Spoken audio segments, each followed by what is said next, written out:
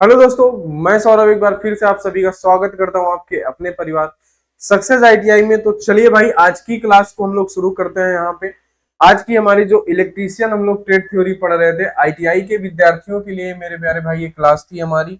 और ये क्या हो गया, ठीक है, आईटीआई के विद्यार्थियों के लिए हमारी ये क्लास थी। तो उसके बारे में हम लोग यहाँ पे बात करेंगे। आज की जो हमारी क्लास है वो क्लास नंबर 7 है। पीछे जो हमारी थी क्लासेस, वो हमारी क्लासेस जो है प्यारे भाई 6 क्लास हो चुकी हैं। तो आप क्या कर सकते हैं, चैनल की प्लेलिस्ट पे जाएंगे, वहां पे आपको सारी क्लासेस सारे वीडियो मिल जाएंगे जो आप जाके देख सकते हैं एकदम फ्री ऑफ कॉस्ट। बस आपको करना क्या है, अगर आपने अभी तक चैनल को सब्सक्राइब नहीं किया दोस्त, तो चैनल को सब्सक्राइब कर लीजिएगा। ठीक है भाई, तो चलिए हम लोग जो चैप्टर नंबर 2 था उसको हम लोगों ने शुरू किया था। कॉमन टूल्स के बारे में हम लोग जान रहे थे, पार्ट नंबर 3 है हमारा ये। तो चलिए इसको हम लोग शुरू कर लेते हैं आज की क्लास में प्यारे दोस्त। टेलीग्राम और व्हाट्सएप ग्रुप का लिंक डिस्क्रिप्शन पे है, वहां से जाके आप पीडीएफ भी ले सकते हैं। टेलीग्राम पे पीडीएफ मिल जाता है ना, और व्हाट्सएप ग्रुप पे कुछ आपके सवाल जवाब जो होते हैं, दोनों चीजें आप ज्वाइन कर लेना। हर जगह पे आपको काम की चीजें ही मिलती रहेंगी। तो चलिए आज की क्लास को शुरू करते हैं। पीछे हम लोगों ने लगभग 20 टूल्स थे जो हमारे, वो हम लोगों ने बात कर लिए थे। ठीक है, आज हम लोग बात करेंगे इसके आगे टूल्स में। ठीक है, पीछे जो हम लोगों ने बात कर लिया था वो हमारा जो लास्ट टूल था वो क्या था, निप्पर, है ना। निप्पर टूल्स था, है ना, जिससे हम लोग विकर्ण में कुछ धातुएं काटते हैं, वो सारी चीजें। अब हम लोग बात करते हैं कैंची की, है ना। कैंची का बेसिकली क्या रोल है, कैंची का काम तो काटना ही होता है। आप सभी को पता है कि कैंची का काम क्या है, कैंची का काम है काटना, है ना। कैंची का काम क्या है, काटना है। तो इसके बारे में समझेंगे। देखो, कैंची से हम धागा भी काट सकते हैं, कैंची से हम कपड़ा भी काट सकते हैं, कैंची से हम कागज भी काट सकते हैं, और कैंची से हम सीट भी काट सकते हैं। ये सारी चीजें काट सकते हैं, हम तार को भी काट सकते हैं, लेकिन है ना, क्योंकि आप क्या करेंगे, आप यहाँ पे लिखेंगे कि हम कैंची से धागा, कपड़ा, कागज, है ना, जैसे धागा हो गया, कपड़ा हो गया, कागज, इन सभी की सीट को काटने के लिए हम इसका प्रयोग करते हैं, है ना। क्या कहेंगे आप कहेंगे कि सर धागा,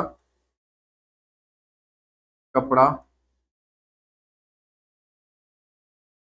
कागज की सीट को, है ना, कागज की सीट को काटने के लिए प्रयोग करते हैं, यानी कि यूज करते हैं किसका, कैंची का। ठीक है, बात आप समझ गए इतनी सी। इन सभी क्लास का पीडीएफ आपको दोस्त टेलीग्राम पे मिल जाएगा, है ना। ठीक है, और इसका प्रयोग कहाँ करते हैं, और इसका प्रयोग करते हैं फाइलिंग। ठीक है दोस्त, तो बस इतनी सी थोड़ी सी बात थी कैंची के बारे में। देखो दोस्त, जितना जो टूल्स इंपॉर्टेंस हम लोग उतनी ही बातें करेंगे। बहुत ज्यादा एक्सप्लेन तो आपके पास फिर बुक भी है, आप बुक से पढ़ सकते हैं, आप किताब से पढ़ सकते हैं, लेकिन यहाँ पे हम वही चीजें बात करेंगे ना जो आपके लिए जरूरी है, वो चीजें हम लोग बात करेंगे। चलिए ट्राई स्क्वायर की बात करते हैं, जिसे आप दूसरा नाम दुनिया भी कहते हैं। इसको हम लोग, इसको हम किस नाम से भी जानते हैं, इसको हम लोग दुनिया के नाम से भी जानते हैं। शुद्ध हिंदी में इसको हम क्या कहते हैं दोस्त, शुद्ध हिंदी में हम लोग इसको कहते हैं गुनिया। तो गुनिया के नाम से भी इसको आप जानते हैं, है ना। इसका प्रयोग क्या होता है दोस्त, इसका प्रयोग होता है समतलता चेक करने के लिए भी हम इसका प्रयोग करते हैं। मैं भी आपको सारी चीजें बताता हूं। क्या हो जाता है कि समतलता चेक करने के लिए, है ना, समतलता चेक करने के लिए हम इसे समतलता भी चेक करते हैं। दूसरी बात, इससे हम क्या करते हैं, समकोण 90 डिग्री का कोण भी माप सकते हैं और जांच सकते हैं। सारी चीजें मैं अभी आपको समझा रहा हूं, है ना। इससे हम क्या कर सकते हैं, 90 डिग्री एंगल, है ना, मापते हैं। ठीक है, या हम ऐसा कर सकते हैं, माप सकते हैं और जांच सकते हैं, दोनों चीजें लगते हैं, है ना। 90 डिग्री एंगल माप व जांच सकते हैं। ठीक है, ये जो इसका भाग होता है जिसमें कोई भी नंबरिंग नहीं दिख रही है, इसे हम कहते हैं स्टॉक। क्या कहते हैं दोस्त, स्टॉक। ये जो हमारे पास होता है इसे हम कहते हैं ब्लेड। क्या कहते हैं दोस्त, ब्लेड कहते हैं। और इनके दोनों का बीच का जो एंगल होता है वो कितना होता है, 90 डिग्री एंगल। क्या होता है, 90 डिग्री एंगल होता है ना। जैसे कि मैं एग्जांपल दूं अगर, तो जैसे कि मेरे पास ये मोबाइल फोन है, इसको मान सकते हैं कि एक जॉब है। क्या है ये एक जॉब है। इसको मुझे ये नापना है कि इसकी जो ये सरफेस है और जो ये सरफेस है ये आपस में क्या है, बराबर है या नहीं है। तो मैं क्या करूंगा, यहाँ पे ट्राई स्क्वायर लगाऊंगा कुछ इस तरीके से। इसका जो स्टॉक है वो मैं इस सरफेस पे सेट करूंगा, है ना, यहाँ पे। और उसके बाद मैं क्या करूंगा, इस स्टॉक के बाद जो इसका ब्लेड होगा वो ऊपर इस तरीके से आएगा, ऐसे 90 डिग्री में ऊपर आएगा इसके। तो वो बताएगा कि हाँ ये समतल है कि नहीं। अगर वो ब्लेड पूरे भाग में टच होता है या नहीं होता है, उसी से हमें पता चलता है। अगर टच हो रहा है तो समतल है ना। अगर उसका स्टॉक भी बराबर सरफेस में यहाँ पे टच हो रहा है, उसका ब्लेड यहाँ टच हो रहा है, तो मतलब वो समतल है ना। और अगर हमें चेक करना है कि ये दोनों भुजाएं 90 डिग्री पे है कि नहीं, तो आप जब क्या करेंगे, इसको यहाँ पे लगाएंगे इस तरीके से, ऐसे, है ना। आप अगर इसको इस तरीके से लगाते हैं तो ये राइट एंगल होगा, तो आपस में एकदम सटीक वहां पे टच होगा। तो हमें ये भी पता चल जाएगा कि ये 90 डिग्री का एंगल है या नहीं। बस इसका दो जगह पे काम होता है, समतलता चेक करने के लिए और 90 डिग्री का एंगल चेक करने के लिए। बस दो काम होता है इसका, आपने इसका यूज भी किया होगा। ठीक है, बताइए मेरा पेन कहाँ गया भाई, है ना, ये रहा।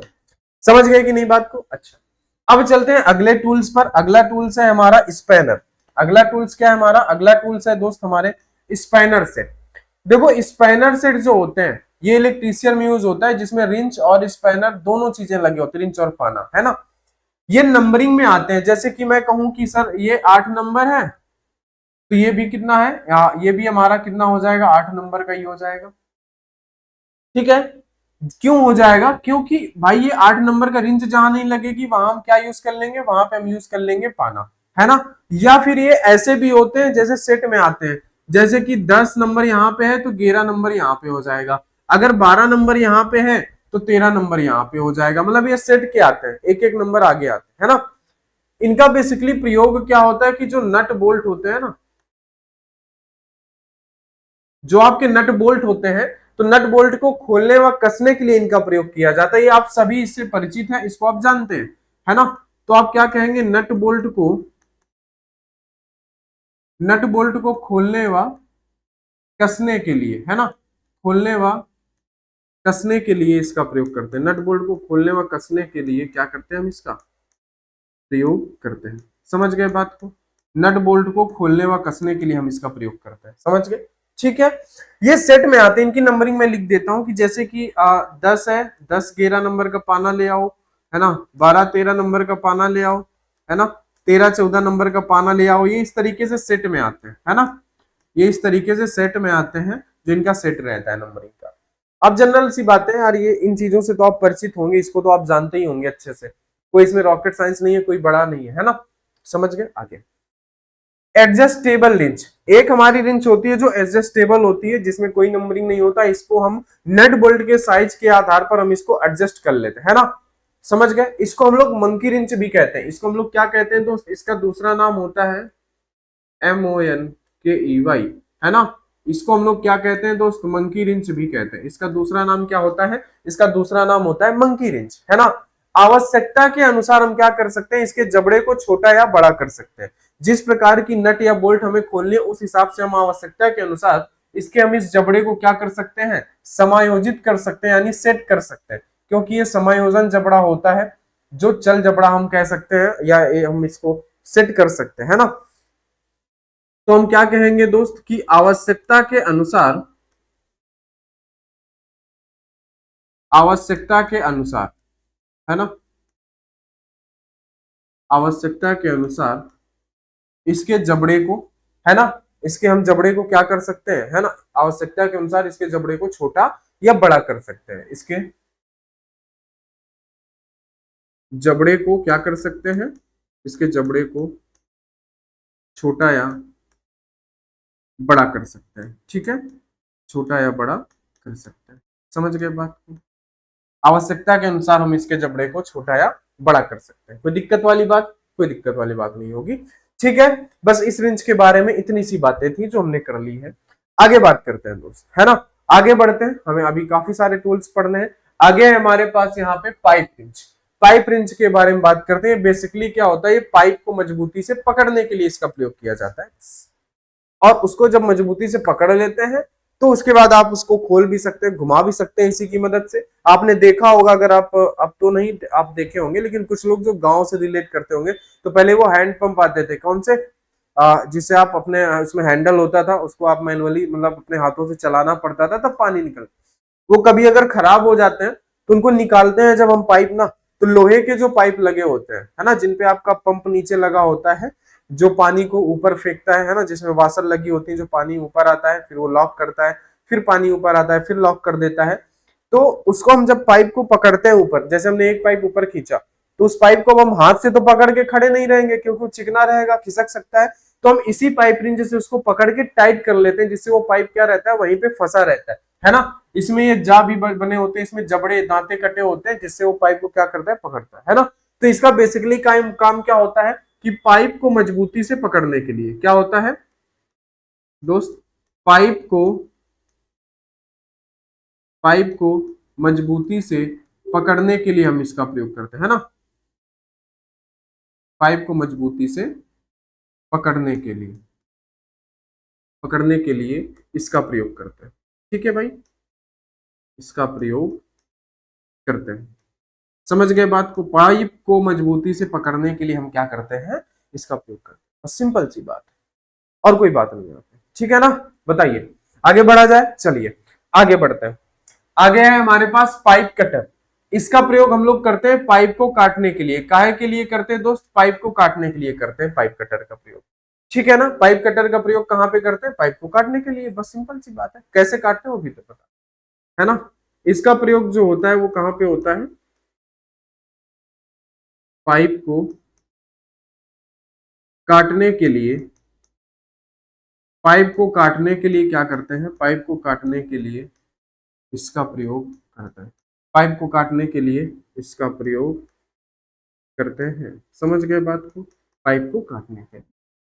इसमें होता है क्या है कि देखो यहाँ पे कटिंग ब्लेड लगी होती है, यहाँ पे हम बीच में पाइप को ऐसे पकड़ लेते हैं, यहाँ पे जो सिलेंड्रिकल पाइप होता है, और ये गतिशील जबड़ा होता है, यानी चल जबड़ा होता है। जब आप इस हैंडल से इस स्क्रू को टाइट करते हैं ना, तो ये जबड़ा आगे बढ़ता है, और यहाँ पे कटिंग ब्लेड लगा होता है, जिससे पाइप में जब प्रेशर पड़ता है, जब दबाव पड़ता है ना, तो पाइप वहां से क्या होता है, कट जाता है।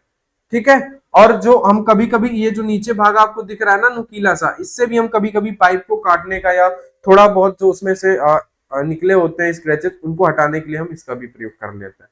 समझ गए बात को, चलिए चलो आगे बढ़ा जाए, चलिए आगे बढ़ते हैं, आगे बात को समझते हैं। आगे हमारे पास क्या है दोस्त, आगे हमारे पास रीमर।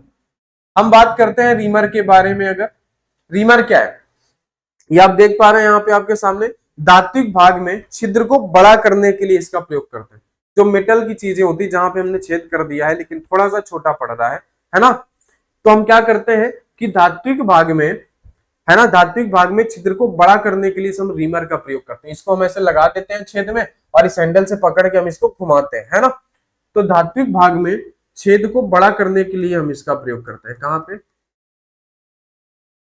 कि धात्विक भाग में,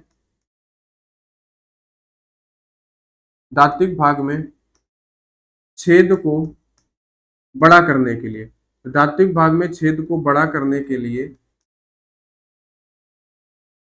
इसका प्रयोग करते हैं। ठीक है,